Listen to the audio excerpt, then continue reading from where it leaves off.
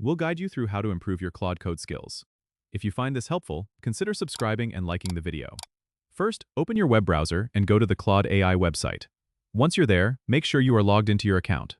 Now, head to the Learning Resources section, which is usually found in the main menu or footer of the page. Here, you will find a variety of tutorials and code samples that you can use to practice.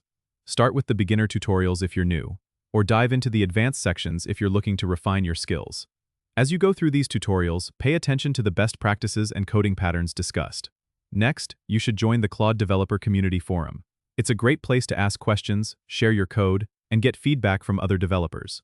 Engaging with the community can provide you with insights and tips that you might not find in official resources. Additionally, participate in coding challenges or hackathons organized by Claude. These events are perfect for applying what you've learned and seeing how others solve similar problems. Another important step is to regularly review and refactor your code.